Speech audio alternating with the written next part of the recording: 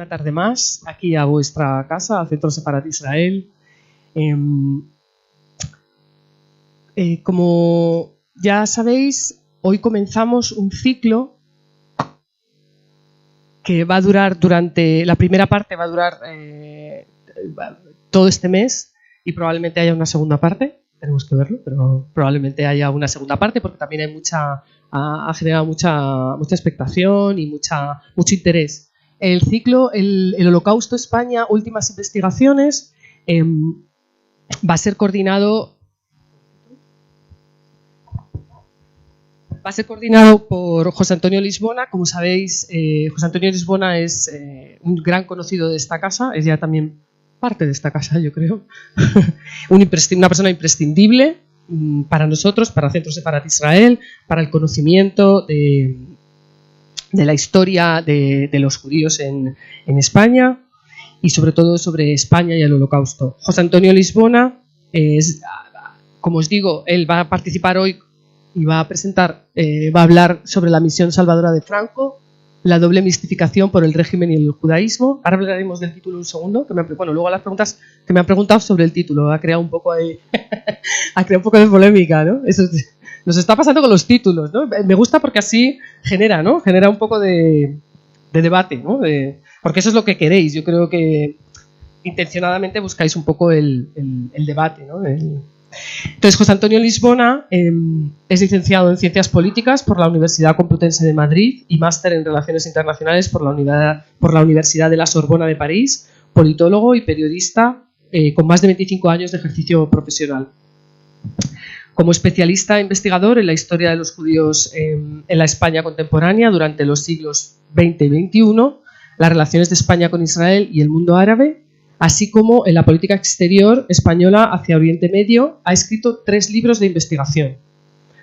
y uno último de coautor, que ahora lo nombraré. Retorno a Sefarat, la política de España hacia sus judíos en el siglo XX. Samuel Hadash, embajador de Israel al servicio de la paz. Y España-Israel, historias de unas relaciones secretas. Obra por la que se le concede en Jerusalén el premio Samuel Toledano. Leyendo el de Más allá del deber. Y la reseña de este libro, que es Más allá del deber, es sobre la política exterior española en la política de salvación durante el Holocausto. Exacto. Y por último, también recientemente ha participado, es coautor de una obra que se llama ¿Cuánto has echado de menos?, que habla de la concesión de la nacionalidad a los descendientes de sefardíes, que bueno, que él también podrá hablar.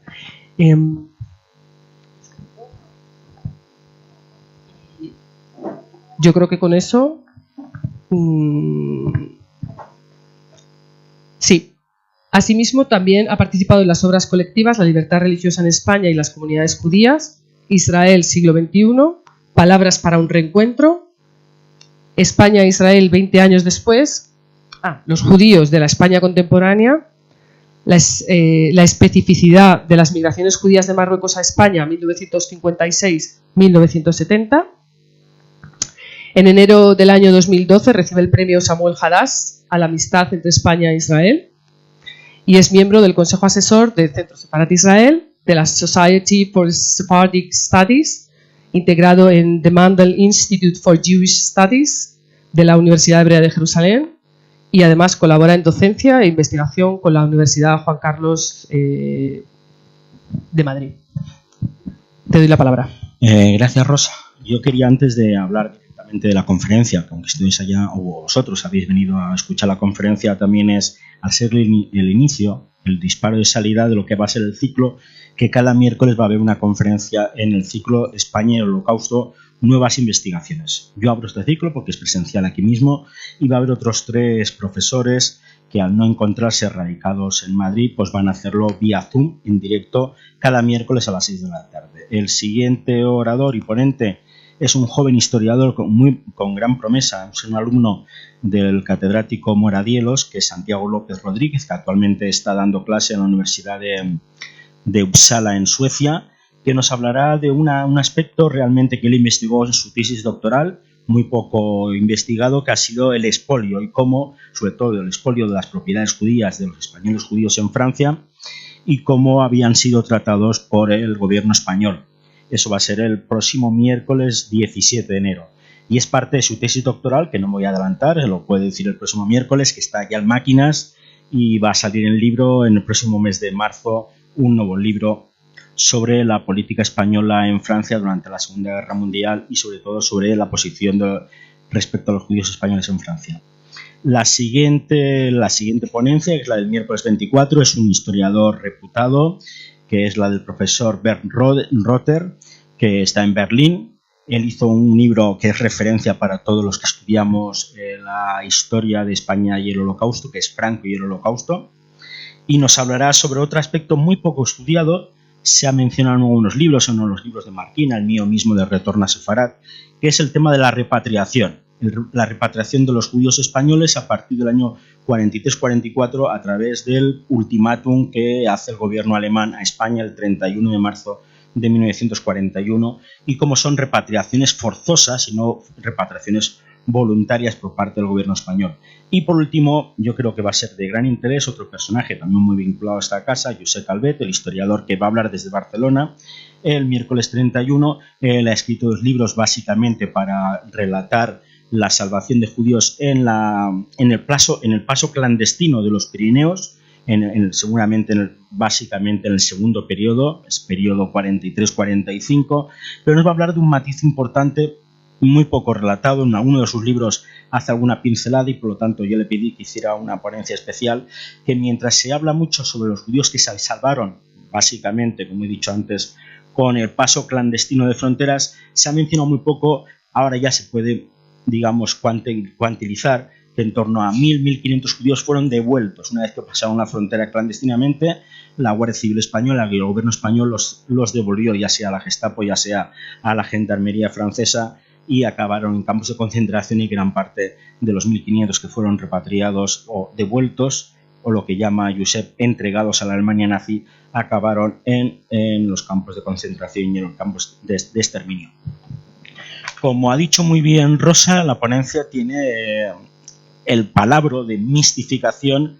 la misión salvadora de Franco, la doble mistificación por el régimen y el judaísmo. Y estaba totalmente intencionada la palabra porque no se quería decir mitificación, porque es algo que ya se había realizado por parte del gobierno de Franco, se había mitificado, se mitificó lo que es la política de salvación, Franco como salvador de judíos, pero como hay una doble mitificación, que es la que hizo el propio régimen, pero el régimen también consiguió que por parte de gran parte, por lo menos de una parte del mundo judío, también se mitificara esa salvación. La palabra mistificación, si ustedes o vosotros vais a la Real Academia, habla de falsificación, falsear la realidad, y por lo tanto tanto el régimen como parte del mundo judío mitificaron, pero también mistificaron, por lo tanto también falsearon y falsificaron la realidad de lo que había sido, más bien no tanto por parte del régimen de Franco, sino por parte del servicio exterior, de los que realizaron gran parte de la salvación. Como he dicho, gran parte de la conferencia va a ser así. Ya se había escrito, yo mismo en Retorno a Sefarat, el propio Bernd Rotter, Chillida, ya se había mencionado cómo el régimen de Franco había logrado mitificar, como se había logrado después del año 45, cómo había trasladado en campañas de promoción, propaganda y de concienciación la imagen de que España y sobre todo el generalísimo Franco había sido el salvador de judíos. Es más, incluso más tarde, en los años 60-70, se crea incluso la fórmula Quijote frente a Hitler, cuando convirtiendo al propio general Franco como había sido el Quijote frente a Hitler, y Hitler hubieran sido lo que se llamarían entonces en la novela del Quijote, serían los molinos de viento. Pero la verdad es que, como vosotros sabéis, efectivamente es un tema polémico. Yo no vengo a hablar de, aunque en el turno de preguntas podemos extendernos o podéis preguntar sobre eso, yo no vengo a hablar sobre lo que hizo el Estado español en la política de salvación entre el año 39 y 45. Sabéis que es muy polémica, efectivamente, durante toda esta campaña de mitificación y mistificación de lo que realizó el régimen, se habían dado cifras totalmente exageradas de que se habían salvado, que habían pasado por España entre 60.000 y 80.000. Algún rabino o algún presidente de la organización B'nai B'rith en el 63, cuando lo recibe Franco, habla de 160.000 judíos que pasan por España. Actualmente, los últimos estudios del profesor Avni de la Universidad Hebrea de Jerusalén, ya sea por el propio Bernhard Rother de Berlín o por yo mismo en el libro Más allá del deber, podemos hablar de en torno a 30-35.000, incluido esos 8.000 judíos que sí que son salvados directamente por la acción humanitaria de los miembros del servicio exterior, ya sea por Bernardo Roland en París, ya sea por Ángel Sanz-Briz, el más conocido en Budapest, ya sea por José Rojas Moreno en Bucarest, ya sea por Martínez Merelo en Milán, ya sea por Romero Radigales en Salónica y en Atenas, ya sea por Fiskovich en París, ya sea por Proper en Burdeos, es decir, una serie de entre 12, 16, 18 diplomáticos que desde el jefe del agregado de Agricultura en Berlín, José Santalla, que salva simplemente a 3 mujeres incorporándolas a su servicio personal como babysitter, cocinera y costurera, pasando por casi 5.000 personas que salva el propio Ángel Sanz-Briz entre octubre y noviembre del 44 en Budapest. Por lo tanto, gran parte del régimen, en ese periodo posterior del 45 incluso hasta la propia fecha de la muerte del general, en el año 75, se crea esa imagen de que el régimen se apropia de la acción que había realizado el servicio exterior en nombre propio. Porque efectivamente existen muy pocas referencias de lo que hizo el propio general Franco. Y las pocas referencias que tenemos directas de lo que se puede decir que hizo general Franco son más bien negativas. Existe la única referencia directa sobre el general Franco está, y la voy a leer porque creo que es muy interesante, está en una carta que escribe el ministro general Jordana, que entonces era ministro de Asuntos Exteriores, al general Asensio, que era el ministro del Ejército. Hay que pensar que en ese primer gobierno, o en el segundo gobierno del régimen, en ese momento, en la época de la Segunda Guerra Mundial, hay casi tantos ministros que son generales como otros que son civiles. Por lo tanto, el ministro de Exteriores, Francisco Gómez Jordana, escribe a Carlos Asensio en marzo del 43 y dice lo siguiente: son muchos cientos los sefarditas con nacionalidad española que están en Europa, sea en campos de concentración, sea a punto de ir a ellos, y nosotros no los podemos traer a España e instalarse en nuestro país, porque esto no nos conviene de ninguna manera, ni el caudillo lo autoriza. Ni el caudillo lo autoriza. Ni los podemos dejar en su situación de ciudadanos españoles, porque esto puede dar lugar a graves campañas de prensa en el extranjero y principalmente en América, y provocarnos serias dificultades de orden internacional. Esa dicotomía de si tenemos que salvarlos, estamos hablando de judíos españoles, es decir, como todos nosotros, los que sean nacionales, con pasaporte español y con nacionalidad española, y no estamos hablando de otro tipo de judíos que les podían dar asilo para salvarlos, no, a los propios judíos españoles. Del decreto Primo de Rivera de 1924, del 20 de diciembre de 1924, hasta que duró 6 años y luego un periodo transitorio de otros 2, mientras se resolucionaban los casos más extremos, entre el 24 y el 31, aunque más bien hasta el 33 de concesiones, se pudo conceder en torno entre 3.000 y 4.000 nacionalidades a los judíos que ya habían sido y habían tenido la categoría de protegidos y habían tenido la protección de nuestros consulados, en nuestras embajadas o de nuestras legaciones en cualquier parte del mundo. Pues de esos 3.000 o 4.000 judíos que consiguen la nacionalidad española, pensemos que solo se salvan, o por lo menos con pasaporte español pueden entrar en España, pueden entrar en su territorio, en su país, en torno a 1.200, 1.400. Los demás acabaron o 315 en Rumanía, Bucarest, sin que el gobierno español los repatriara, 418 en Sofía, los 155 de Atenas, los 369 de Salónica, pero digamos el resto murieron en los campos de concentración siendo judíos españoles, siendo españoles de raza judía. Otro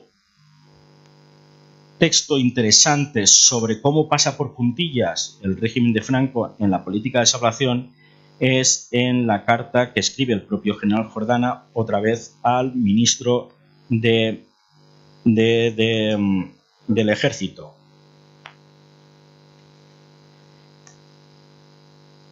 en vista de lo cual se pensó en irlos trayendo por grupos de un centenar, poco a poco o menos. Y cuando un grupo hubiera salido ya de España, pasando por nuestro país como la luz por el cristal, sin dejar rastro, traer un segundo grupo, hacerlos salir para la entrada de los sucesivos, siendo este mecanismo claro es que la base del mismo estaba en que nosotros no permitiéramos de ninguna manera que los sefarditas quedaran en España y por lo tanto no contábamos con que se había de buscar razones para detenerlos aquí, puesto que ello implica anular la solución propuesta y dejarlos en todo el problema pendiente y sin salida posible.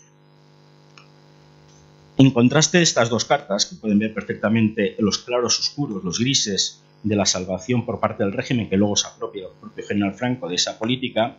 es lo que escribe un joven diplomático, Federico Oliván, que está en Berlín y por lo tanto no tiene acción de liberar o de proteger o de conceder documentación a ningún judío, pero sí que envía una carta a su ministro que dice lo siguiente y que es realmente estremecedora. Si España, por razones que a nadie pueden escapar, se niega a recibir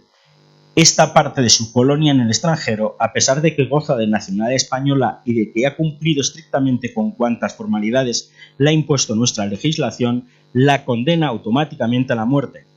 Pues esta es la triste realidad y lo que no hay que tratar de disimular. Mal profeta será si no llega el día en que nos critique acertadamente el que, sabiendo lo que iba a ocurrir, nos hayamos lavado las manos como Pilatos y hayamos abandonado a su triste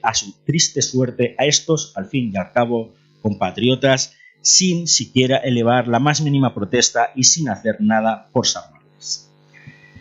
Por supuesto, ya pueden ver que efectivamente existe una gran dicotomía entre lo que decía el régimen que se había hecho con lo que se hizo en realidad.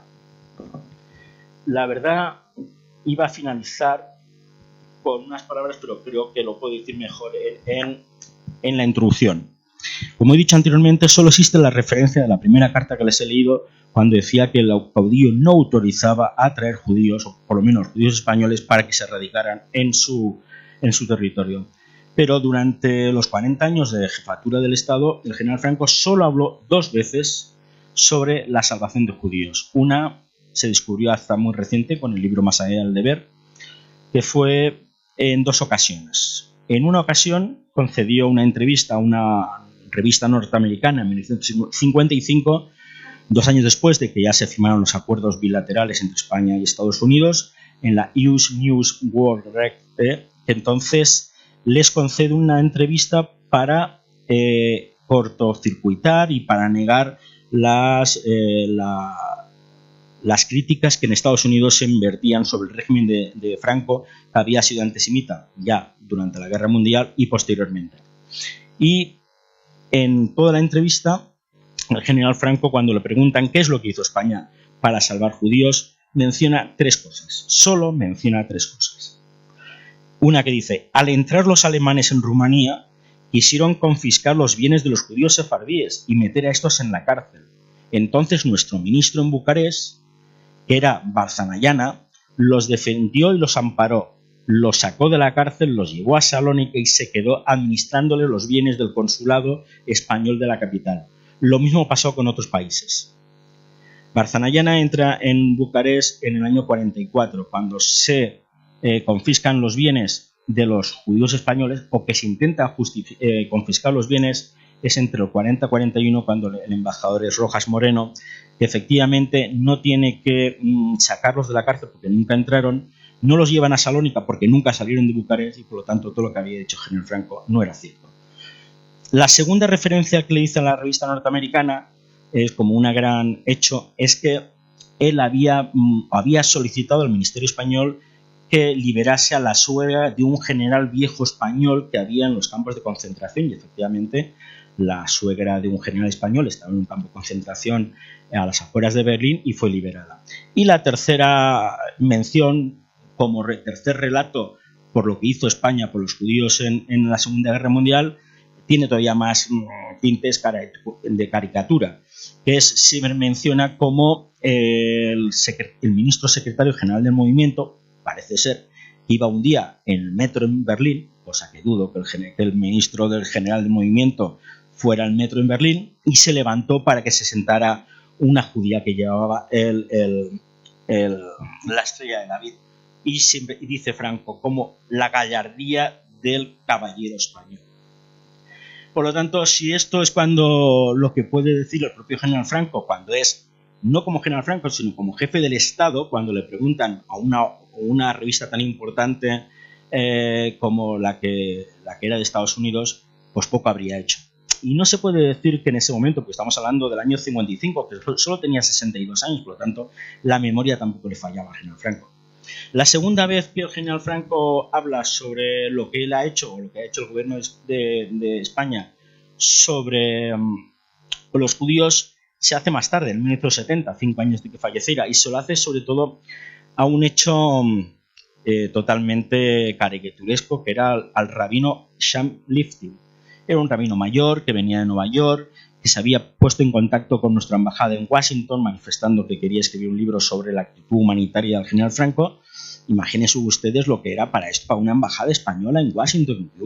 que un judío, además rabino y encima norteamericano, quisiera escribir un libro sobre la acción humanitaria del general Franco. Por lo tanto, A, el Ministerio de Información y Turismo le paga el viaje, B, desde el Pardo, el secretario del general Franco, Franco Salgado, escribe al Ministerio de Exteriores para que se le haga una selección de documentación especial al rabino para que pueda escribir favorablemente, por supuesto, sobre lo que había hecho el general Franco.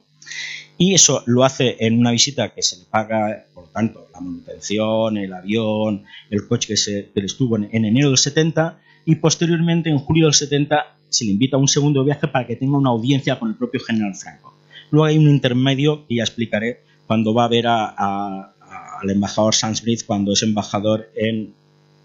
La Haya, en el año 70. Pues viene a ver al general Franco el 8 de julio del 70 y efectivamente ya la memoria del general Franco, ya estamos en el año 70, ya no tenía 62 años, ya tendría casi 80 años y efectivamente no recordaba nada. Y el propio rabino se enfada bastante con el propio traductor, que era el propio embajador español en Naciones Unidas. Hasta habían traído al propio Jaime Piniés, embajador de España en Naciones Unidas, para que fuera el traductor entre el rabino y el general Franco. Y cuando le incidía al general para que le contara cosas, ¿saben lo que les contó? Cómo el propio general Franco intervino para liberar a la suegra del general que estaba en un campo de concentración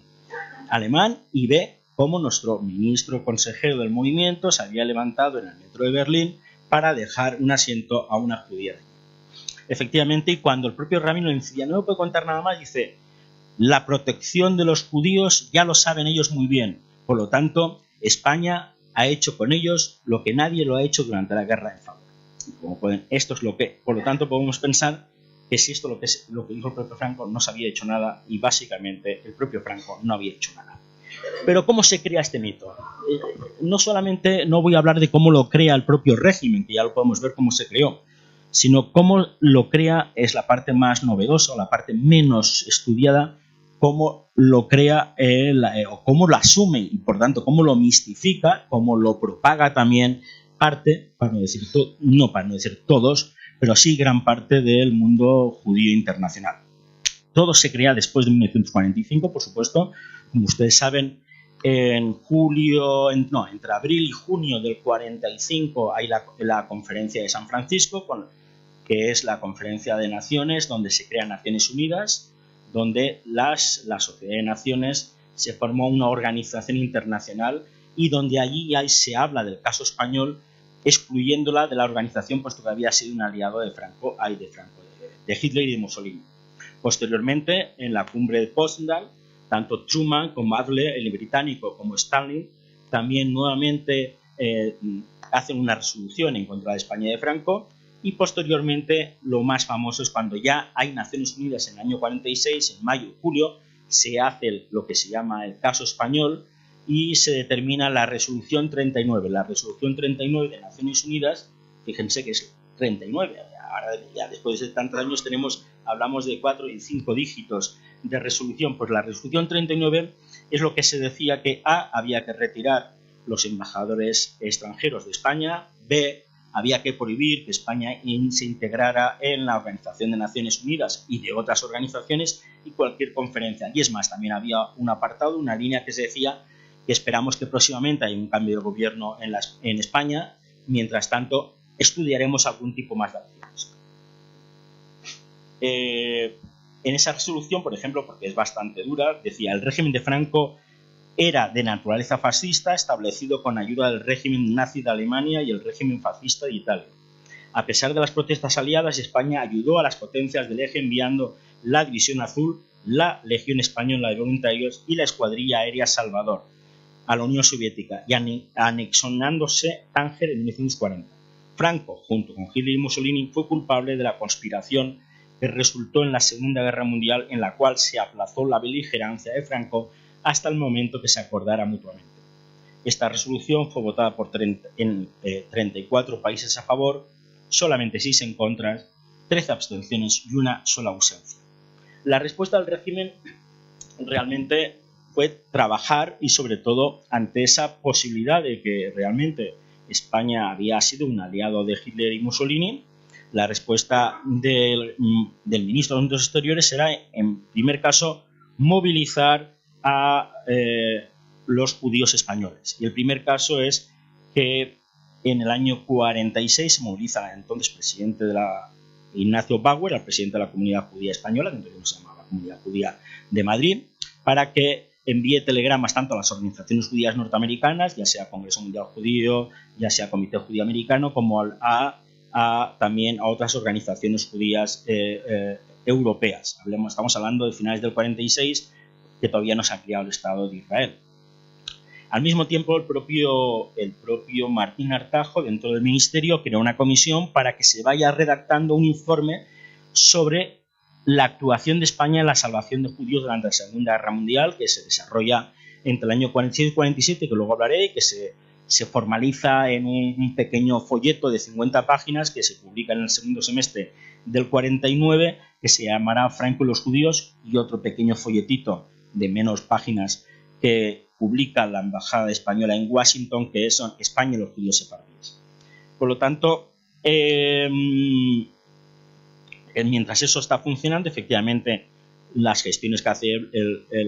con los telegramas que envía el presidente de la Comunidad Judía de Madrid, diciendo a las organizaciones judías lo bueno que había sido el general Franco y el régimen de Franco con los judíos en ese momento en España, que luego hablaremos, pero en ese momento no tenían autorización para reunirse ni para el culto, solamente tenía autorización puntual para acciones como Rosh Hashanah y Kippur, pero digamos había autorización pero no permiso. Se crea el problema del año 48-49, cuando nuevamente, a solicitud de Argentina, se debate el caso español en Naciones Unidas para que se le retire y que sea derogada la resolución 39 y puedan volver los embajadores. Pero ¿qué sucede? Que en el año 49, cuando esto sucede, cuando se quiere votar, Israel ya es miembro de Naciones Unidas. Ha entrado el 13 de mayo del 49, entra Israel en Naciones Unidas, y justamente 5 días más tarde hay que votar si se deroga la resolución 39 en contra de España. Y es sintomático, el ministro de Asuntos Exteriores israelí le envía un telegrama desde Nueva York al primer ministro israelí, que es Ben Gurion, diciéndole cuál va a ser la intención de voto. Dice: hoy recibí varios telegramas de las comunidades judías en Marruecos español implorando nuestro voto a favor, dado que Franco es un protector de ellos y fue protector de los judíos durante la Guerra Mundial. Estoy determinado a votar en contra. Y de este modo, efectivamente, lo comunica y dice: nuestra línea es: Franco, aliado de Hitler, en su mundo no hay espacio no solo para un Estado judío, sino tampoco para la supervivencia del mundo del pueblo judío. Pero incluso el discurso del delegado que emite delante de todos de Naciones Unidas, que es Abba Eban, que luego más tarde será ministro de Asuntos Exteriores en Israel, es muy claro. Las Naciones Unidas nacieron de los sufrimientos de una generación martirizada. 6 millones de judíos murieron, 1 millón de niños judíos fueron arrojados a los hornos crematorios y a las cámaras de gas. El recuerdo de esta espantosa manifestación de humanidad sistemática permanecerá constantemente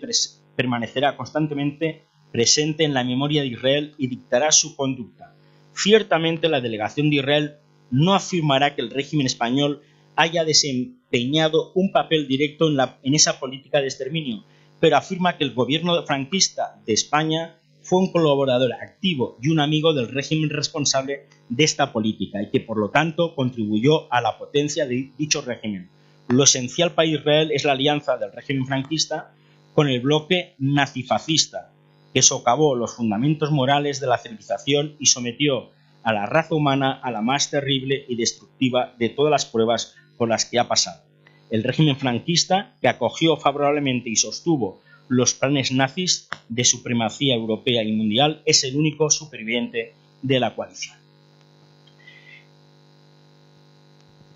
El voto de Israel lo que produjo efectivamente es la mitificación y una gran campaña de posición contraria de los judíos españoles y los judíos sefarditas de otras comunidades, solicitada y demandada por el régimen de Franco para que actuaran en contrapeso de las palabras, en este caso, del gobierno de Israel, porque muchas veces para el gobierno de Franco y para España no veían tanto que había sido un discurso que había dictado el embajador de Israel en Naciones Unidas, sino lo que representaba era el mundo judío. Básicamente también porque consideraban que el gobierno de Israel, como así era realmente, dado tanto su primer ministro Ben Gurión como gran parte, o la mayoría, menos uno, de su gobierno, en ese momento, en el año 48-49, eran todos askenazis, no eran sefardíes. Ellos consideraban, el gobierno de Franco consideraba que los sefardíes eran la aristocracia hebrea y por lo tanto ellos estaban más cercanos a España, pero no ni Israel ni los askenazis que gobernaban Israel y el resto del mundo. La reacción de Franco fue realmente muy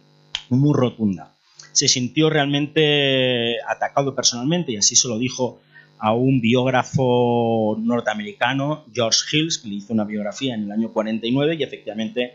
le dice que él se había sentido realmente molesto porque los judíos del mundo habían olvidado lo que España y él mismo había hecho durante la Segunda Guerra Mundial. Y es más, él hizo 2 artículos, él escribía, el general Franco escribía en el diario Arriba con un seudónimo, Jackie Book,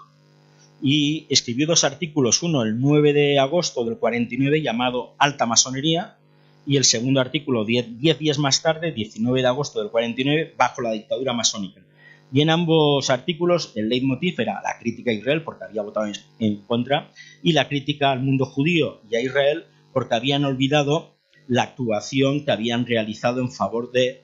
España y Franco habían realizado a favor de los judíos. ¿Y por qué? Porque decía Franco en esos 2 artículos que tanto el judaísmo internacional como Israel actuaban bajo obediencia de la dictadura de la masonería.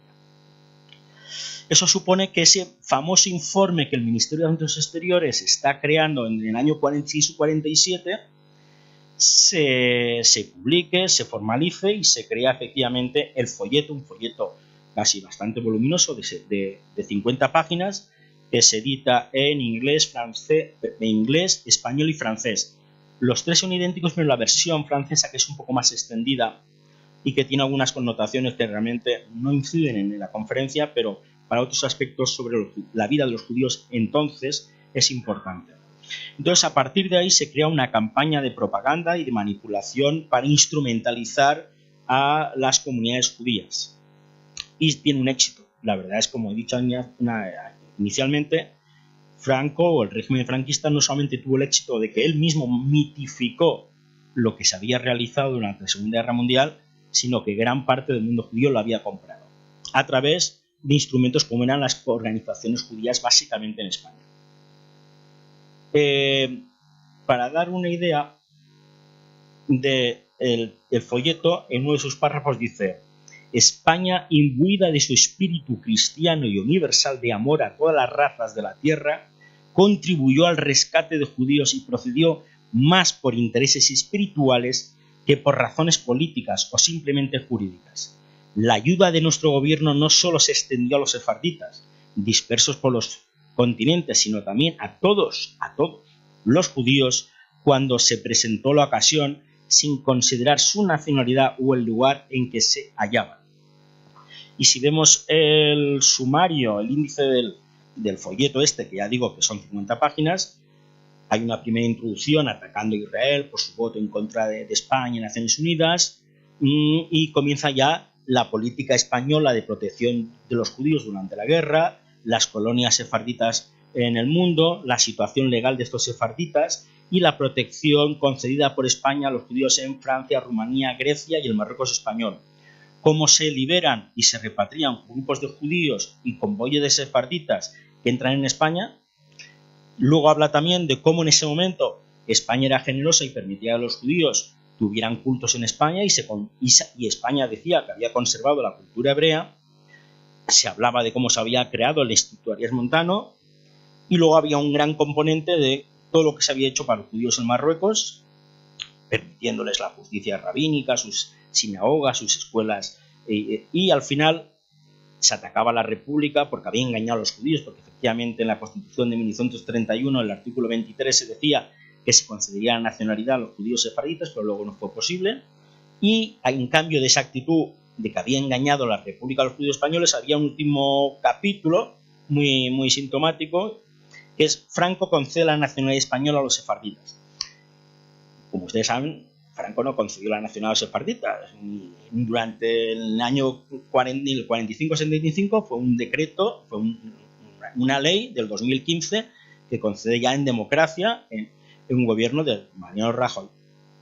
y lo concede la España democrática y constitucional del rey Juan Carlos en 1900, del rey Felipe VI, pero digamos constitucional desde 1978 con el régimen del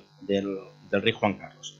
Lo que había sucedido es que en efecto en el año 48 se publica en el Boletín Oficial del Estado un decreto que se concede la nacionalidad a una serie de familias concretas y nombres de Grecia y de Egipto, pero que habían sido concedidas en el año 32, 34 y 35 en un canje de notas entre los gobiernos de España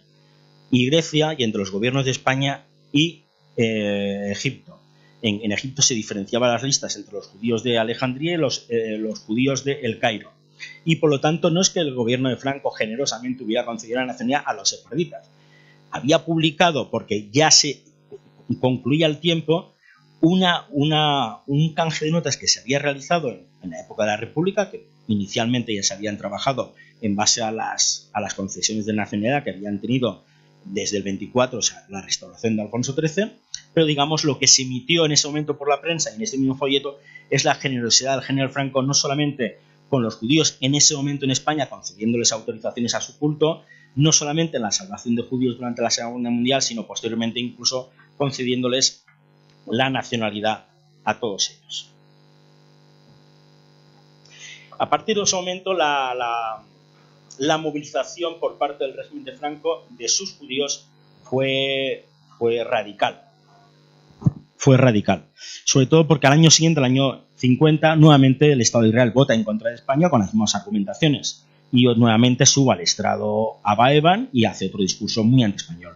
No ha habido ningún cambio en el régimen de Franco, que es fascista. Nuestra oposición a su existencia proviene, entre otros motivos, de la cooperación estrecha que existió entre Franco y Hitler en la última guerra mundial. Nuestro abandono del campo de los opositores causaría una gran impresión y constituiría mucho más que el cambio de un voto. Nuestra posición tiene una gran importancia moral en muchas delegaciones debido al sufrimiento especial causado al pueblo judío por el fascismo europeo. Si nosotros mostramos que estamos dispuestos a perdonar y olvidar, otros lo harán también. En ese momento, en el año 50, ya Franco ya no escribe más artículos en arriba, ya no menciona la confabulación judío-masónica comunista, ya no habla que Israel o los judíos internacionales, sobre todo los askenazis, están al dictado desde la dictadura masónica, sino lo que se hace es una gran movilización de todos los judíos.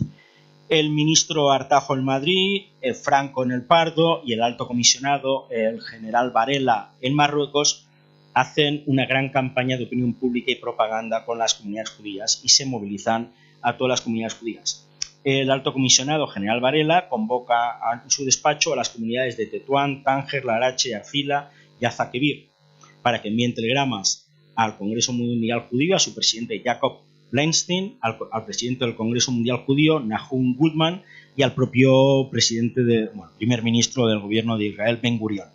en base a dos principios y dos mensajes. Uno, España tolera y da permisos para vivir, dicen vivir, y orar a los judíos en España, y fueron grandes protectores de los judíos durante la Segunda Guerra Mundial, hablando del amparo.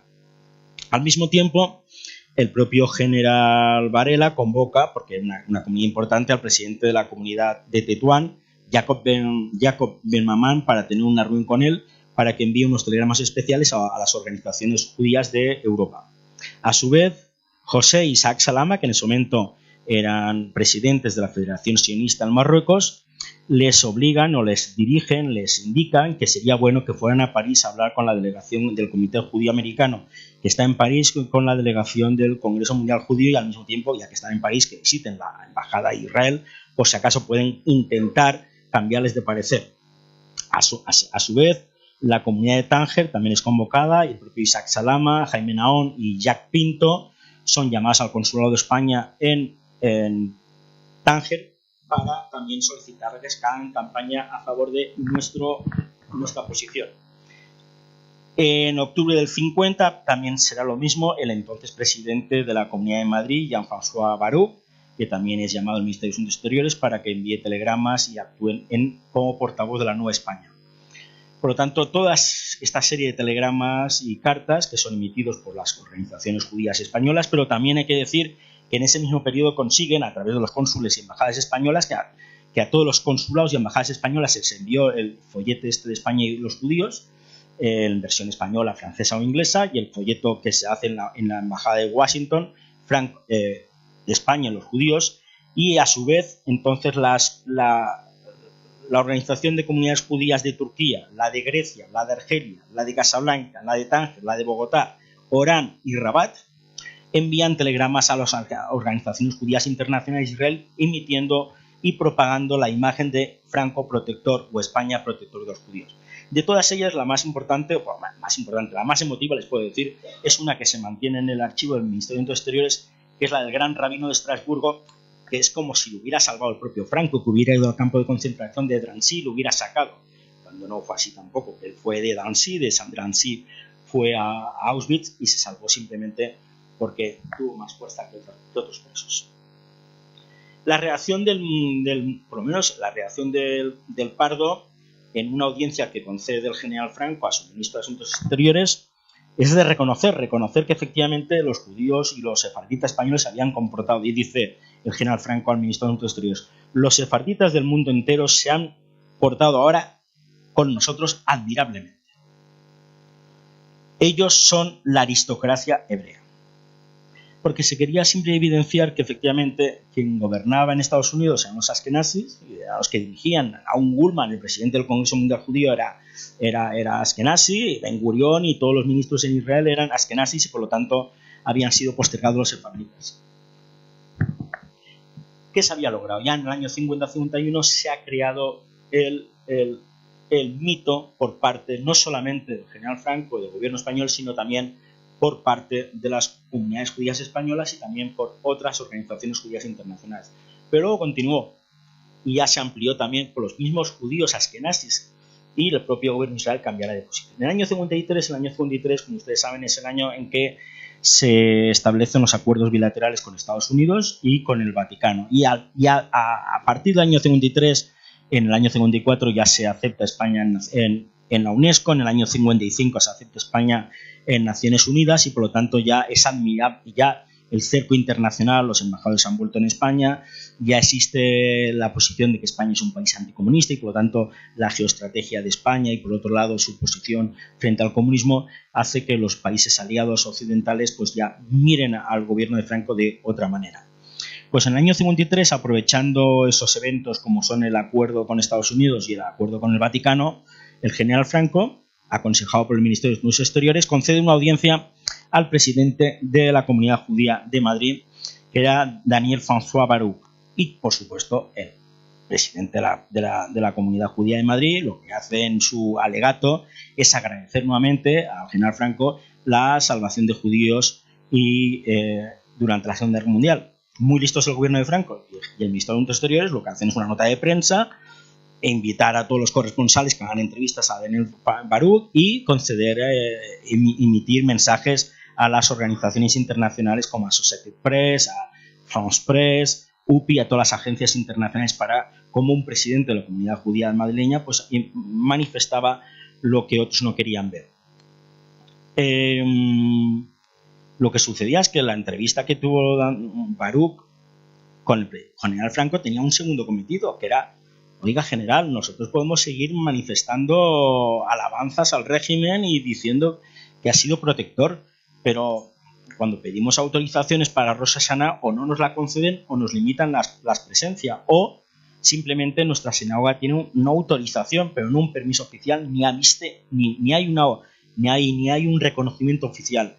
En la España de Franco esas cosas son extrañas, porque en una dictadura está todo bastante organizado. Pero mientras había una comunidad judía en Barcelona que sí que tenía una autorización para orar y para las fiestas desde el año 46, debido a gestiones que había realizado el propio hermano de Franco, Nicolás Franco, cuando era embajador de España en Lisboa. Por lo tanto, en el año 46 y en el año 49 sí que se le reconoce y se reconoce que exista una comunidad israelita en Barcelona. A la comunidad israelita de Madrid pues se le negaba continuamente cuando se presentaba. Ya había presentado peticiones en el año 50, en el año 51 y en el año 52 y se les había denegado. Por lo tanto, hay que emplear la vía norteamericana, como siempre. Pues hay que llamar a un congresista el judío, como es Abraham Multer, que vino a España y efectivamente vio que las comunidades judías en España no estaban perseguidas, ni había legislación antisemita, porque es verdad que el gobierno de Franco ni la España franquista fue nunca antisemita, no hubo nunca legislación antisemita, pero digamos, simplemente no había libertad religiosa, simplemente habría tolerancia a partir de la ley de libertad religiosa de 1967, y en ese primer periodo, por el Fuero de los Españoles del 45, simplemente había una tolerancia o un permiso de actuación. Y gracias a la actuación del congresista Multer, que efectivamente tiene que ir a visitar a general Franco, y también conseguir que la comunidad judía de Madrid tuviera autorización, permiso de constitución y una nueva sinagoga a partir del año 54, explicando que efectivamente, pues nuevamente, él había sido el salvador de los judíos, y así lo dijo en el New York Times. La posición, como ustedes ven, a partir del año 53-54 va cambiando, y ya no solamente es por parte de los judíos internacionales, sino también será por aquellos discursos tan negativos que emitía Abba Eban en el año 49-50, y esa posición que tuvo una posición negativa sobre España el gobierno de Israel. A partir del año 55-56, efectivamente, el gobierno español, el gobierno israelí, cambia de posición por un tema de geoestrategia. Se había concedido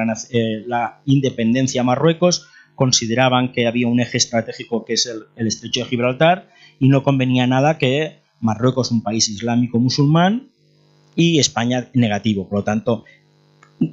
existe una concienciación nacional, y a partir del año 56, en enero del 56, se solicita a España que establezca relaciones diplomáticas. España en ese momento ya había establecido acuerdos de bilateralidad, ya se había creado la entelequia de la tradicional amistad hispano-árabe, y por lo tanto el gobierno español no le interesa el establecimiento de relaciones con Israel, y por lo tanto hasta muy tardía, hasta ya la época de Felipe González, hasta el 17 de enero de 1986, no se establecieron relaciones diplomáticas. Pero el gobierno de Israel, desde el 56 hasta el 86, estuvo 30 años detrás de España para que hubiera un reconocimiento y un establecimiento de relaciones. Y tanto llegó que en el año 59 una persona tan socialista, que durante muchos años había donado dinero y había, tanto en la Internacional Socialista, y había ayudado mucho a la organización sindical judía israelí, que es el Histadrut, que era la primer ministro Golda Meir, se subió al estrado, al púlpito de la Knesset, del Parlamento israelí, y dijo: el pueblo judío y el Estado de Israel recuerdan la actitud humanitaria adoptada por España durante la era hitleriana, cuando dieron ayuda y protección a muchas víctimas judías del nazismo. Por lo tanto, ya se pasó los discursos negativos de Abba Eban en el año 49 en Naciones Unidas, en el año 50, y hasta el mismo gobierno de Israel. Aquellos askenazis que el propio general Franco y Artajo decían que estaban al dictado de la masonería, que habían dictado entonces, cambiaron de posición. Pero la verdad es que si el hilo conductor de la conferencia es que efectivamente la política de salvación española durante la Segunda Guerra Mundial fue debida, en muchos casos, primero a esos 20.000, 25.000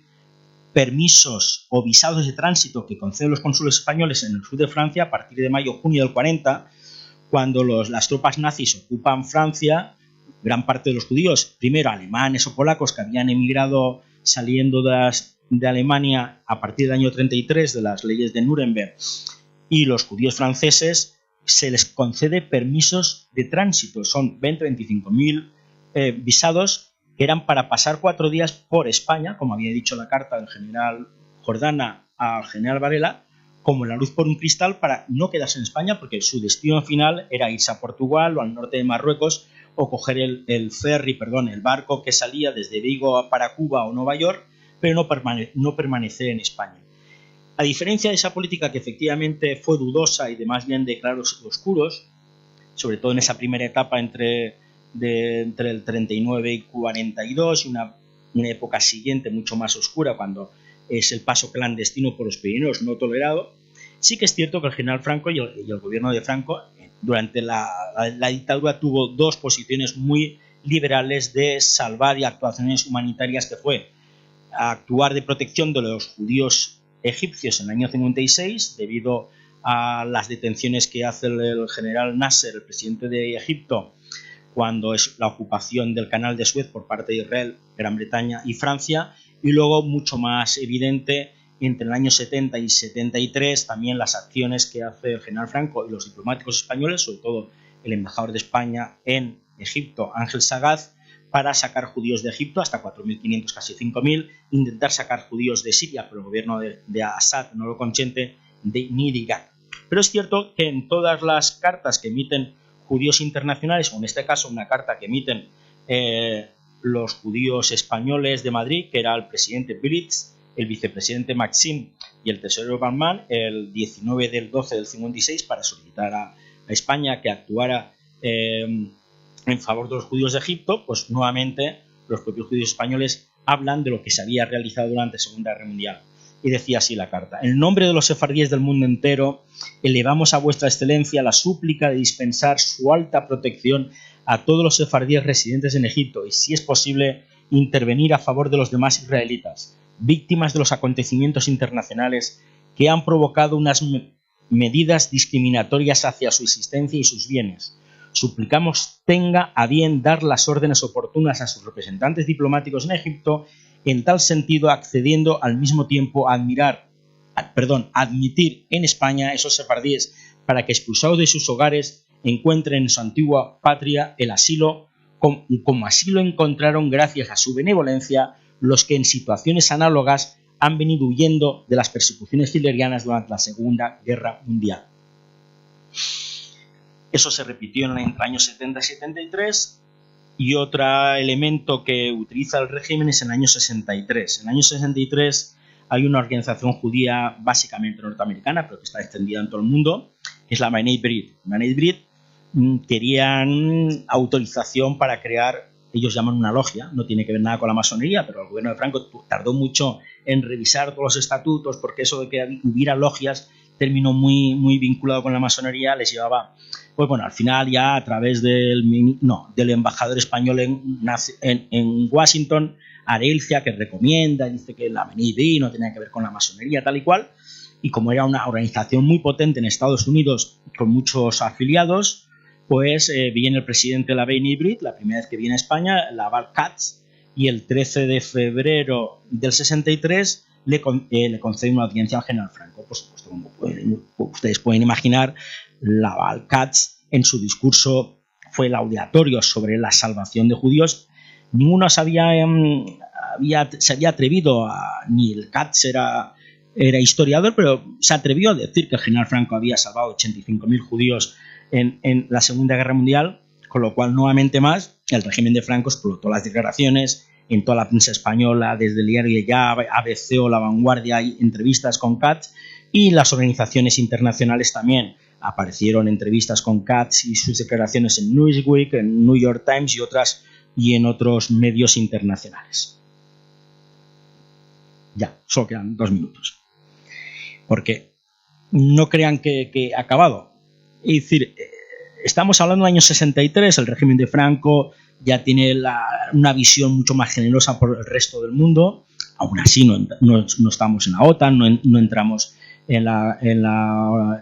CE, en la Comunidad Económica Europea, pero efectivamente van pasando los años y se va liberalizando el régimen, siendo todavía una dictadura, y entonces un ministro Castilla, que era del nacionalcatolicismo, Fernando María Castilla, ve una oportunidad efectivamente de utilizar, igual que había hecho Artajo con ese folleto España y Franco, con todo lo que se había creado y habiendo creado el mito, pues en el año 64, a través de un personaje que se llama Moljo, que tenía una revista en Jerusalén, que era un judío sefardí de Salónica, que estaba agradecido porque efectivamente hubo una salida de 365 judíos de Salónica, que aunque los judíos sefardíes nunca supieron, cuando el gobierno de Hitler envía 3 ultimátums al gobierno español, oiga, que a partir del 31 de marzo del 43 cualquier judío que resida en un territorio que esté invadido por los nazis va a ser considerado como un judío y no como un judío español. Por lo tanto, le solicitamos que usted repatrine a sus judíos para que nosotros no tomemos represalia contra ellos. Tuvieron que enviar 3 ultimátum a Madrid y efectivamente el gobierno de Madrid no repatrió a sus judíos de Salónica y llegó el día 2 de agosto del 44 y fueron subidos a un tren los 365 judíos de españoles con pasaporte español en Salónica y fueron llevados a buen criterio de los alemanes, de los nazis, a un campo de concentración intermedio, que era el de Bergen-Belsen, donde se llevaban a judíos internacionales con pasaporte. Había un campo de exterminio al lado de Bergen-Belsen, pero los alemanes dicen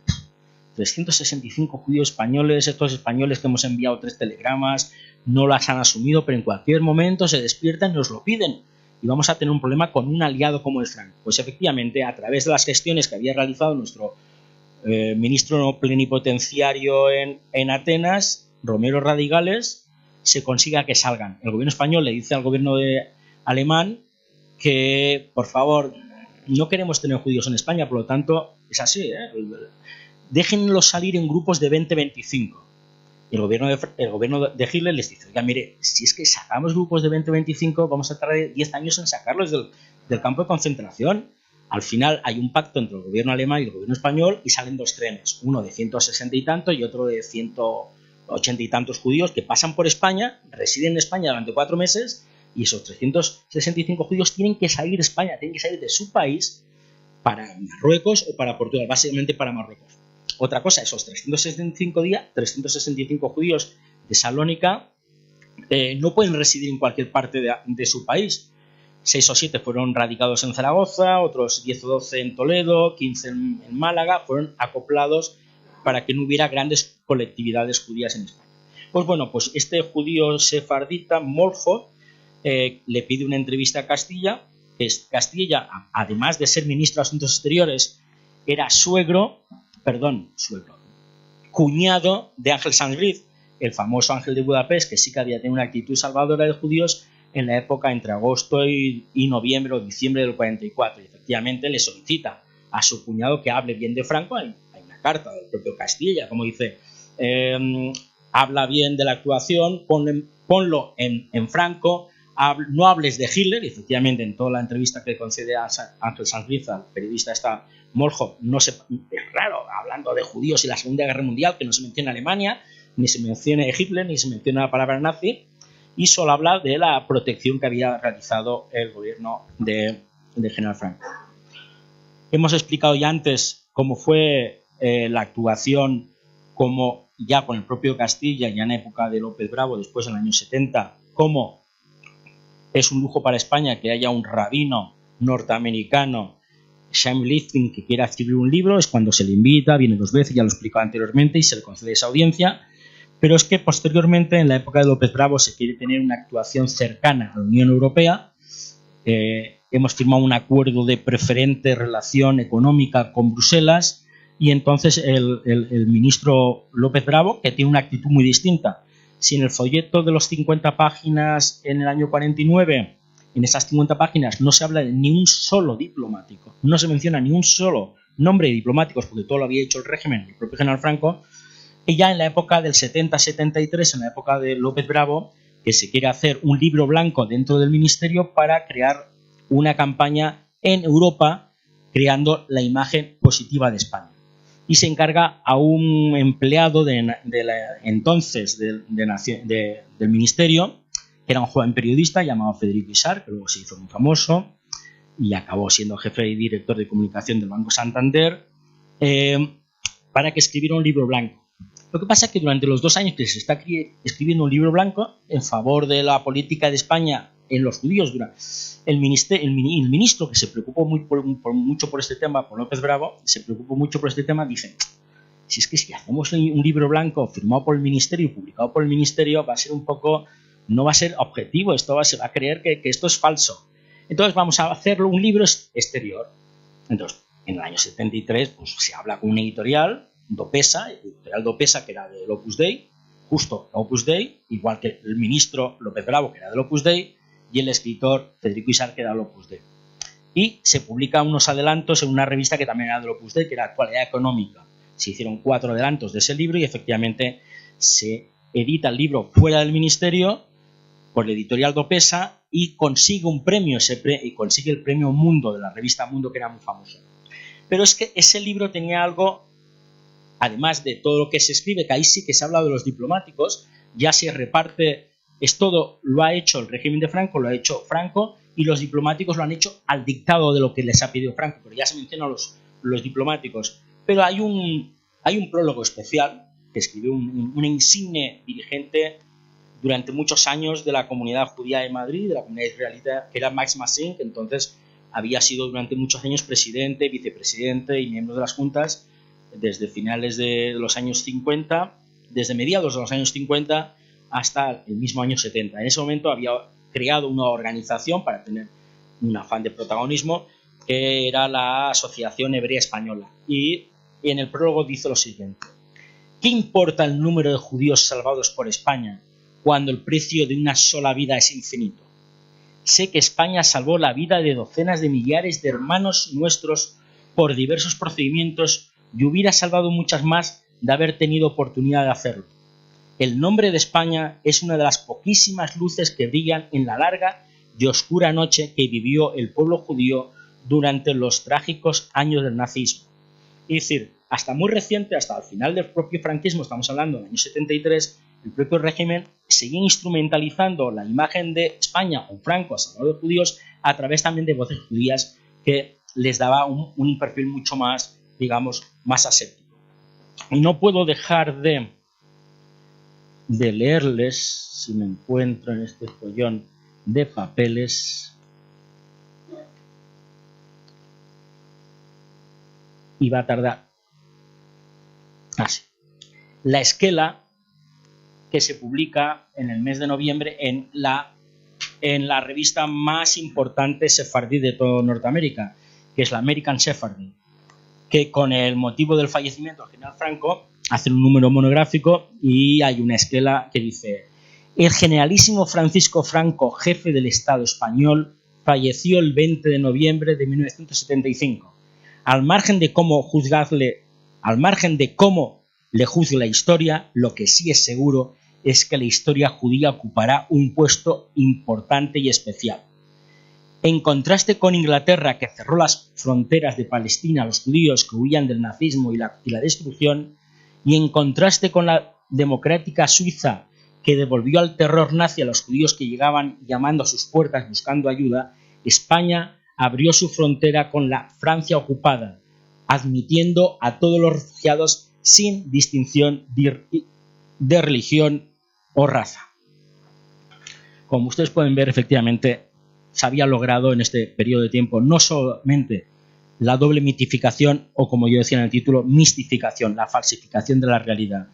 El régimen la había mitificado, pero había sido cómplice gran parte del mundo judío. Muchas gracias.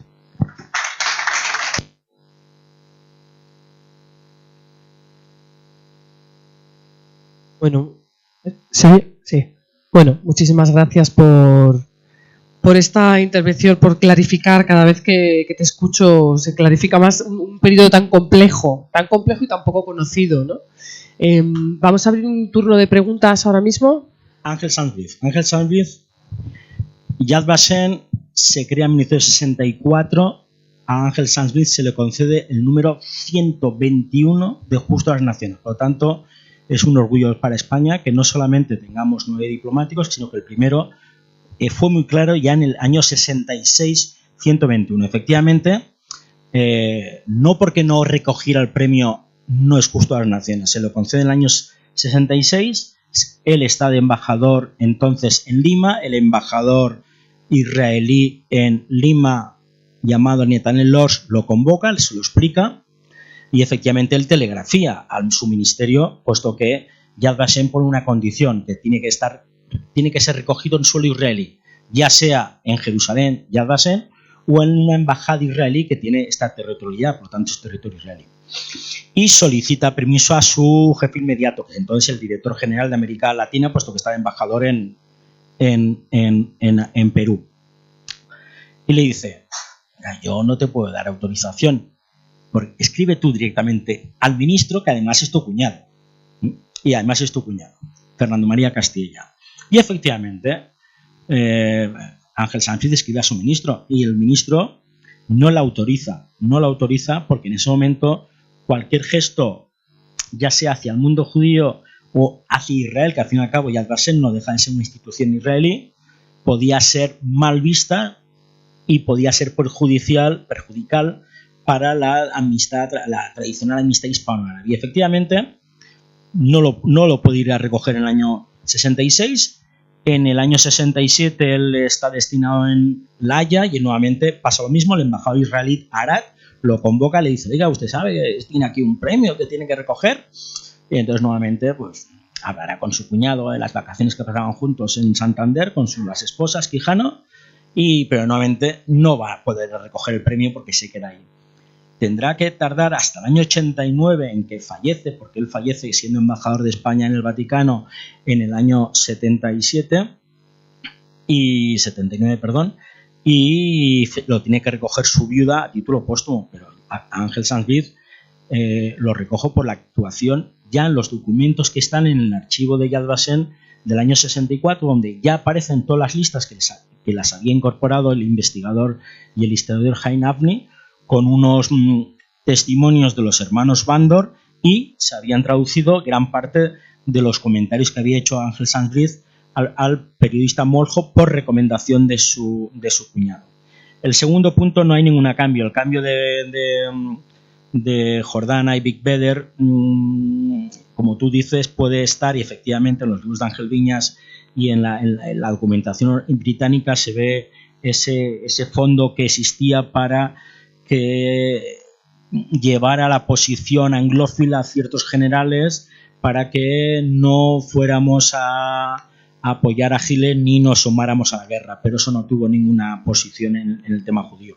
Y el tercero, que es cómo se puede comprar una cosa y otra, pues sí, efectivamente estaba Skorzeny, estaba León de Grel, aquí durante 23 años en la puerta al lado del ministro, en la planta baja del Palacio de Santa Cruz, del Ministerio de Asuntos Exteriores, estaba una persona que nunca tuvo mucha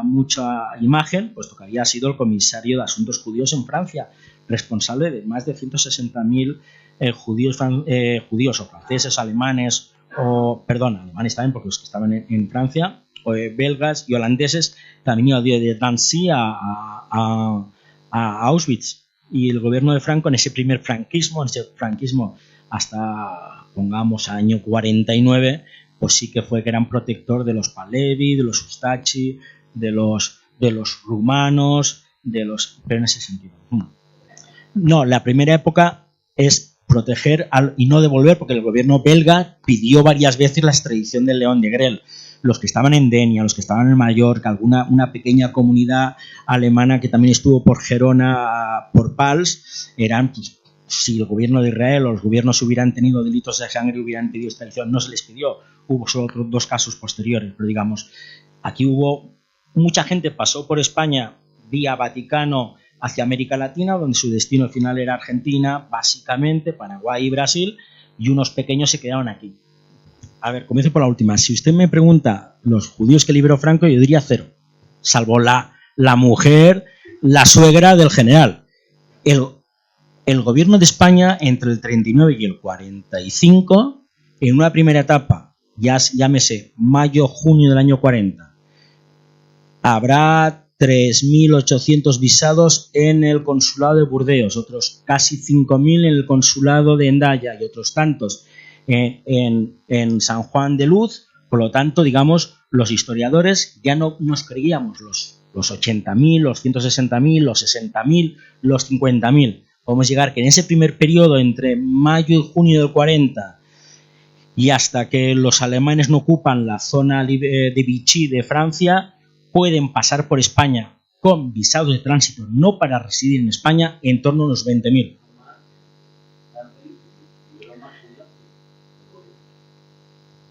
Es que es equívoco decir el gobierno, o sea, el régimen de Franco pasó por España en torno entre 30 y 35.000, de los que había que sumar 8.000 judíos, de los cuales ya 5.000 son de Saint-Brieuc, 5.000 de Saint-Brieuc,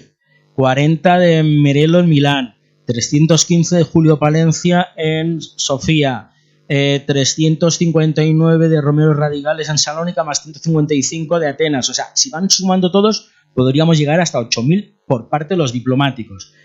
Pero, y luego hay otros que le pueden preguntar, porque será por Zoom el día que haga la conferencia el profesor Calvet, el paso por frontera es de clandestinos, que también se ponen, hay unos 12.000, 15.000 que pasan por la frontera clandestinamente,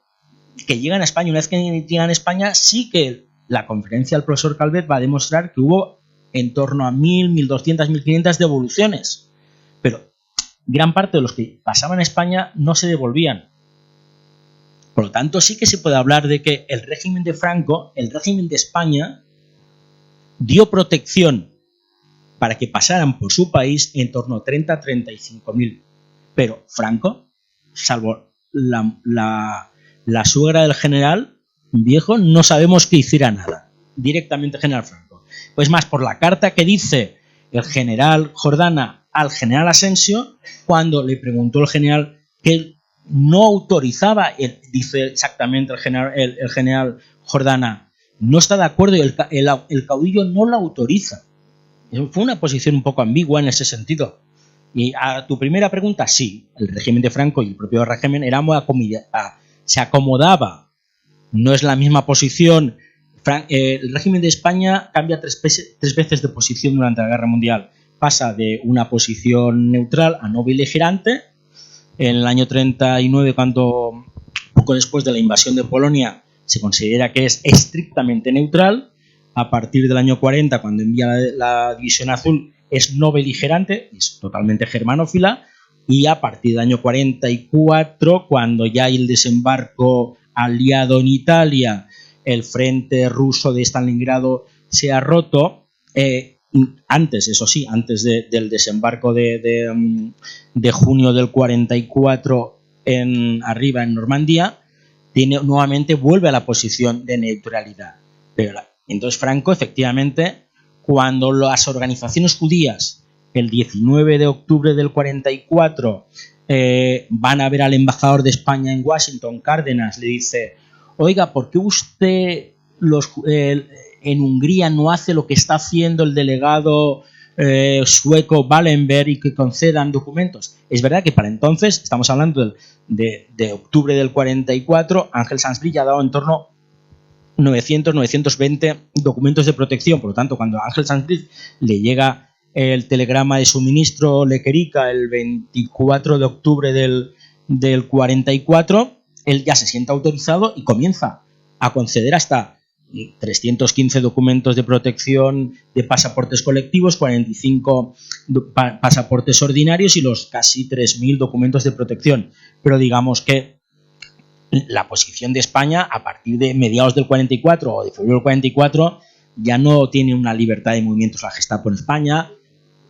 Claro, los submarinos ya no se podían, alemanes ya no repostaban en las bases de Canarias o Vigo, ya no se vendía wolframio. Es que la posición de la guerra ya no es la posición del año 40, cuando España, en la reunión de Hendaya, General Franco y Hitler, España le dice: oiga, a mí no nos importa a sumarnos a la guerra siempre y cuando nos den el orenasado en Argelia, nos den parte de Camerún que tienen junto a Guinea, nos den parte del Marruecos francés, parte de Argelia. Y Hitler dice, ya no le puedo dar esas cosas porque mi mejor aliado es la Francia de Pétain, la Francia de Vichy, y por lo tanto la reunión de Hendaya no avanza y luego no avanza y efectivamente siempre es, pero lo que se pone encima de la mesa es, a mí no me importa luchar con ustedes siempre y cuando me den recompensas y reivindicaciones territoriales. Eso que son los años de Hendaya, por supuesto, en los años 44 Franco ya no está apoyando. Y es más, sus reuniones con los embajadores inglés y americano es realmente tener una posición más cercana a los vencedores en cada momento de la guerra. En el año 40 el vencedor era Hitler y era germanófilo, y en el año 44 los vencedores eran aliados, pero no podía cambiar porque no se podía olvidar de la División Azul, de la ocupación de Tánger o de todas las ocupaciones que habían realizado, las actuaciones de las empresas de un conglomerado alemán en España que se llama Sofidus, que tenían un conglomerado para trasladar tanto trabajadores como materiales de guerra.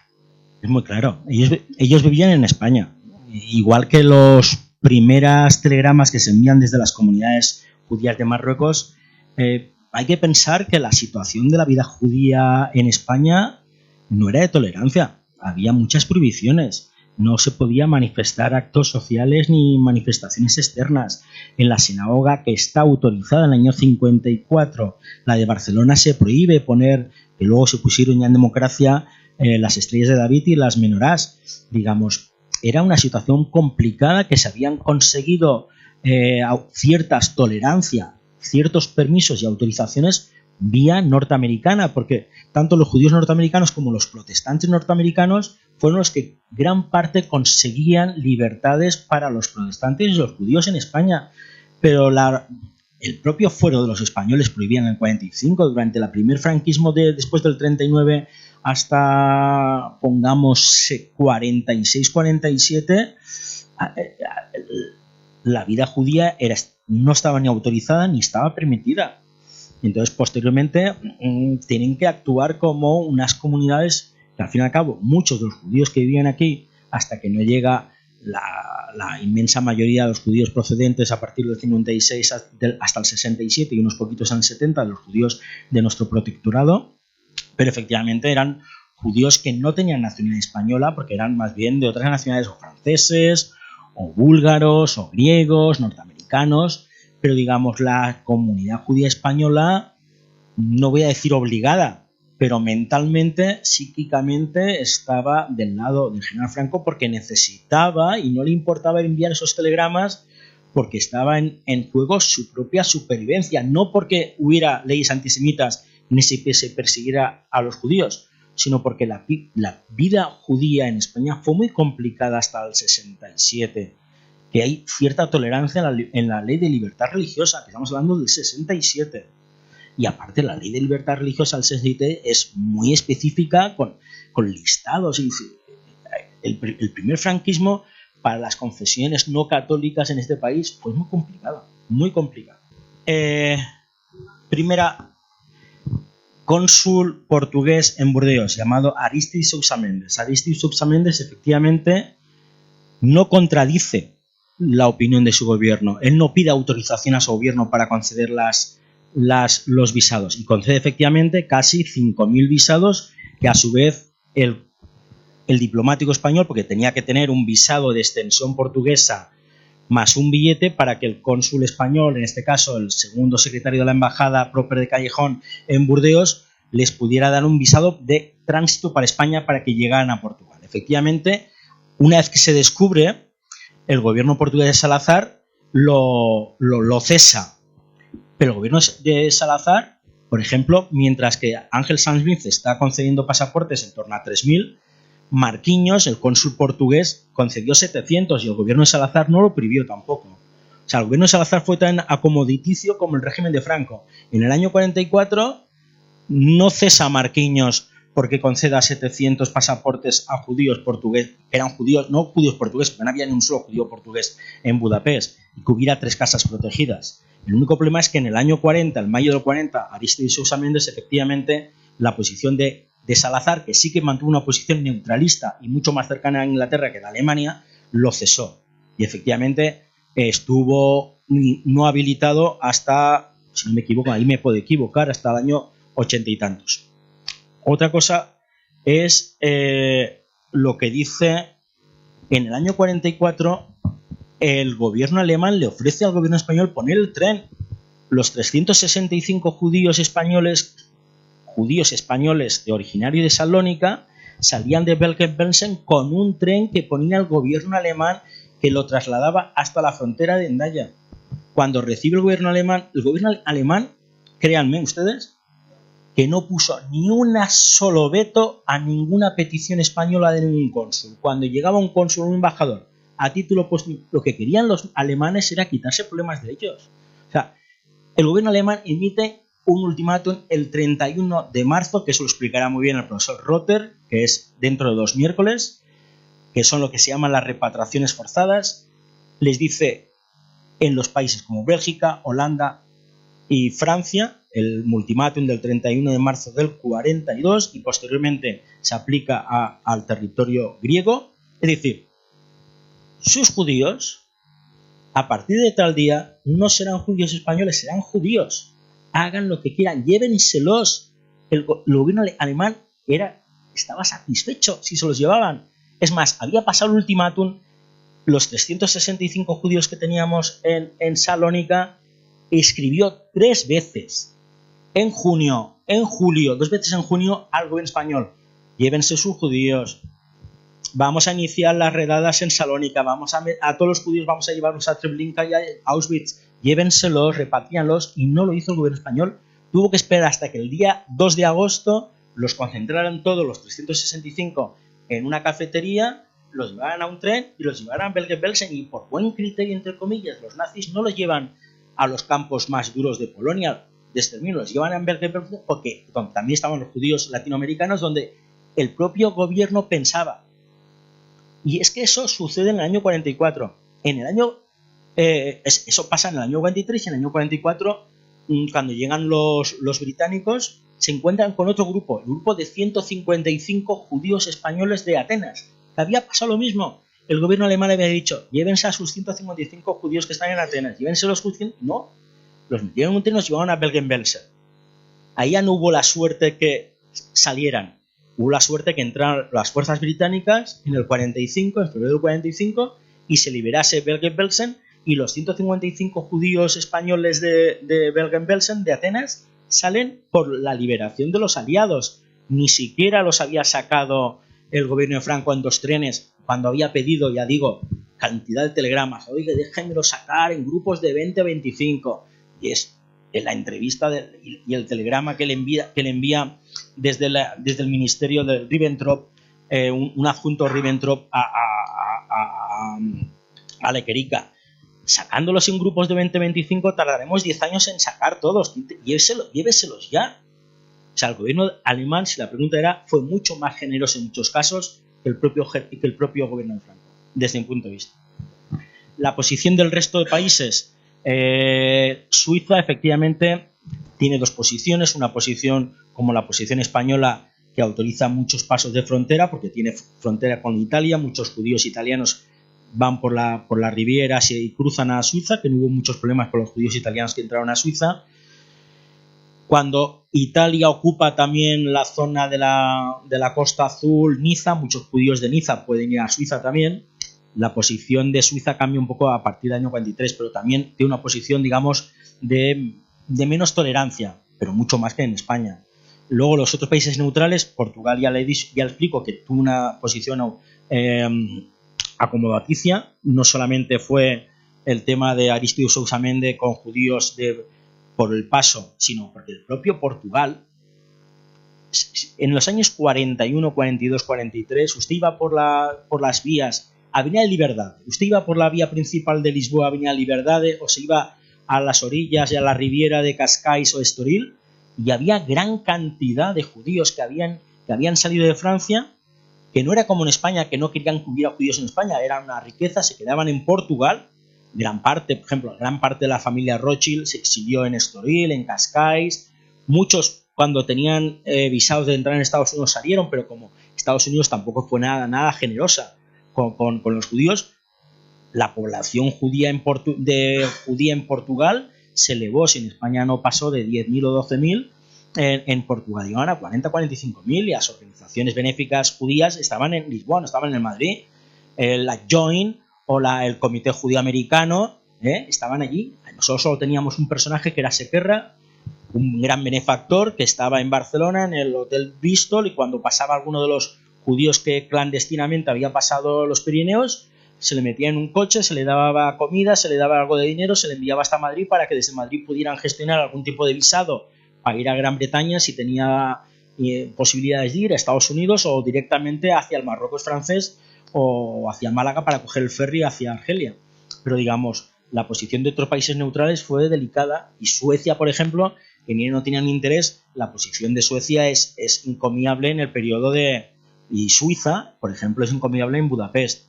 Si ahora actualmente hoy día habrá en torno a casi 28.000 justos de las naciones concedidos. Ya hemos dicho que el español fue 121, Ángel Sanz. De estos casi 28.000 justos de las naciones, el grupo de diplomáticos puede haber un grupo, si no recuerdo mal, entre 46 y 48, de los cuales hay 8 suecos, 8 suizos y están los españoles. En el caso sueco y suizo es que los 8 suecos y los 8 suizos, de los cuales son 6 diplomáticos suizos y 2 que son miembros de la Cruz Roja, que también era suiza, son todos por lo que hicieron en Hungría entre abril del 44 y diciembre del 44. Porque es la actuación que tiene Suecia. Es en Hungría. No se conoce otra actuación en Rumanía o en Bulgaria o en Grecia. La actuación humanitaria de Suecia se concreta en Hungría, y la actitud humanitaria fuera del paso de fronteras de Suiza se concreta en Hungría también. La última. Sí, no, es que no da tiempo. Da tiempo a una que quiero preguntar yo. Y luego te lo paso, muy brevemente. Ahora te lo paso. Pero muy brevemente, ahora te lo paso, muy brevemente. Yo quería hacer una pregunta. Ayer una investigadora, hablando con la profesora Marta Simó, me hablaba de una investigación que se llevó a cabo y ahora se está ampliando, de más de 40 españoles en el campo de Auschwitz-Birkenau. Algunos de ellos judíos. Y entonces ahora se está investigando toda la historia de cada uno, sobre todo de los judíos españoles que llegaron al campo de Auschwitz, que es muy poco conocido, ¿no? Incluso para los especialistas. Bueno, ¿qué me puedes contar sobre esto? La vía de documentación es el fichero de Auschwitz, el fichero de Yad Vashem de víctimas, y efectivamente ahí aparecen de toda la contabilidad que se puede llegar hay distintos números, pueden llegar unos dicen que 800 y pico mil, que no llega al millón de judíos muertos en Auschwitz, solo un campo de concentración. Pues hubo 40 que tenían nacionalidades españoles, porque es verdad, algunos que salieron de Grecia antes, que hubieran sido detenidos el 2 de agosto del 44, fueron detenidos más tarde en otros territorios y eran españoles. Algunos españoles de Francia, tanto en la época de Bernardo Roland o en la época de Fiscovich, en los años 43 y 44, eran nacionales. La familia Nar, por ejemplo, los 4 miembros de la familia Nar fueron de Drancy, que tenían pasaporte español concedido por la época de Primo de Rivera, del decreto de nacionalidad del 20 de diciembre del 24, fueron a Auschwitz. Efectivamente, está identificado un grupo de unos 40-42 judíos con nacionalidad española que fallecieron y murieron en Auschwitz. Por ejemplo, otro caso muy concreto. Mientras que la hija del propietario de Danone, Los Caraso, que tenía nacionalidad española, pero que simplemente la había perdido por casarse con un judío griego, pero que luego Bernardo Roland le da la nacionalidad a sus 2 nietos, ella, en el convoy que lo lleva a Auschwitz, entran, se gasea y la matan. El marido, a unos 45, 50, 100 kilómetros antes de Auschwitz, hacen bajar a 145 hombres para que vayan a trabajar en un campo de concentración, y sobrevive y por lo tanto también tiene nacionalidad española, que se sobrevive. Pero sí que existe, yo no he investigado y efectivamente me alegro que haya alguien que esté investigando sobre ese grupo de 42 judíos con nacionalidad española que están identificados entre las víctimas de Auschwitz. Y allí la última pregunta, muy breve, por favor. A ver, el mito se creó a partir del año 46, se fue alimentando entre el 46 y el 75 y han visto que yo no encontré ninguna referencia gubernamental a partir del 75. La España democrática ya no ha seguido manifestando esa posición porque efectivamente el propio cuerpo diplomático se ha salvado mucho de manifestar que habían sido ellos los que habían hecho las gestiones. O sea, la España democrática no ha apoyado el discurso franquista de Franco o Quijote frente a Hitler. Lo que pasa es que efectivamente son 40 años de muchos libros, de una historiografía muy vinculada oficial del régimen, ya no sea el propio Lifting, pero podemos hablar de los libros del 73 de Federico Isar o Salinas, y decir, existen libros buenos, pues lo ha sabido después, pero el profesor Afni, por ejemplo, vino aquí y pudo ver algunos documentos en el 64-65 que luego se incorporó en el expediente Yad Vashem, publicó su libro España, Franco y los judíos en hebreo en el 89, luego más tarde en el 90 y en el 79 en hebreo y luego más tarde en el 82 en inglés y en español. El profesor Bernard Rote, pero estamos hablando de los años 90. Yo escribí Retorna a Sefarad en el 92-93 y aunque solo me dedico un capítulo al tema de la Segunda Guerra Mundial, fue realmente muy novedoso en ese sentido. Y ahora, por ejemplo, si ustedes escuchan la conferencia de la semana que viene del joven historiador Santiago López, van a ver efectivamente que las nuevas investigaciones que se están realizando van en base a eso, a, digamos, eliminar el discurso oficial del régimen. De todas formas, yo les agradezco mucho su asistencia, pero permítanme que tenga una mención especial porque cuando he llegado lo he visto y se ha puesto en la última fila, luego se ha marchado a mitad de la conferencia. Yo siempre agradezco venga un representante de la Fundación Francisco Franco, que siempre va a todas mis conferencias porque me imagino que quieren saber lo que digo, y la verdad es que le agradezco mucho que asistan porque así podrán trasladar a la propia fundación lo que opino. Pero lo quería decir porque efectivamente, primero a ustedes, pero también a él. Muchas gracias. Bueno, pues muchas gracias por la asistencia y os esperamos en la siguiente conferencia. Muchas gracias.